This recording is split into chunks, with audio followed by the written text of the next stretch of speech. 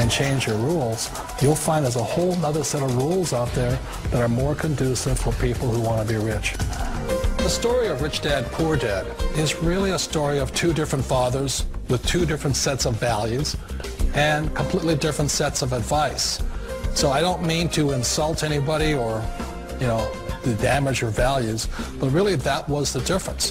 For example, my poor dad always said, go to school, get good grades, get a high-paying job, work hard, live below your means, save money, get out of debt, have a good retirement plan. And that was my poor dad's values. My rich dad said, you probably won't get rich doing that way because very few people get rich following that plan. But you thought saving money made you money. If you take a look at this 40-year run on the dollar is designed economically to lose money every single year. So why would you save something that loses money every year? And what this means for somebody on retirement plans is that after you retire, the value of your dollar goes down and your cost of living keeps going up. To my rich dad, that was bad advice and made no sense. Again, it was different value. The important diagram my rich dad showed me when I was a little boy was a diagram known as a cash flow quadrant. And the quadrant is made up of the 4 different people who make up the world of business. So my rich dad said, in the world of business, there's E's. And E's stand for employees. An employee, he says, you can always tell who they are by their core values. And what the employee, whether the president or the janitor of the company, will always say the same words. The words are, I'm looking for a safe, secure job with benefits. That's what makes them an employee, because their core values are security. The other one of the 4 is the S, or the small business owner or the self-employed. And again, their core values will cause them to use the same words, which are, if you want it done right, do it by yourself. S means they're also solo. They're generally one-person act, or they operate by themselves. On the right side of the quadrant are the B's. And what Rich Dad said the B stood for was big business, or like Bill Gates. Forbes defines big business as 500 employees or more. And their words are different. They say, I'm looking for a good system, a good network, and the smartest people I know to help run my business. So they're unlike the S. They don't want to run the company by themselves. They want smart people to run their companies for them. And then the 4th of the quadrant is the I, and I stands for investor. These are people who have money work hard for them. These people are people who have people work hard for them. And these are the people that work hard for the rich here.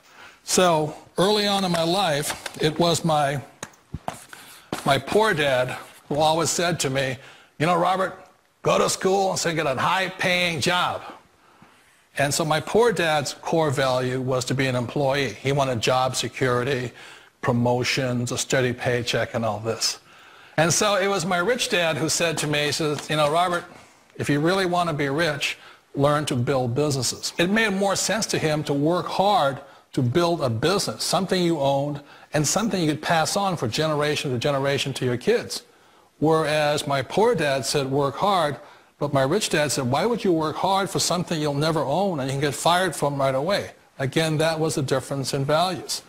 So my rich dad suggested I learn how to be a business owner and learn how to be an investor.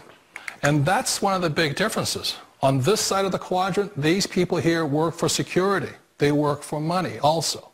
On this side over here, their key value that they want is they want freedom.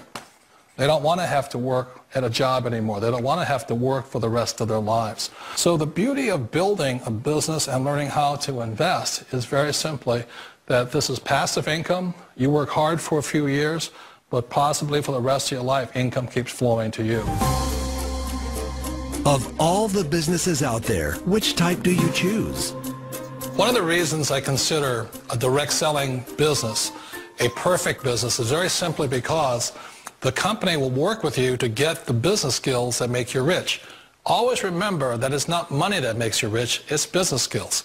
And that's why it's a perfect business. They'll take as long as you like to get the skills to make the money. And that's a lifetime skill thing.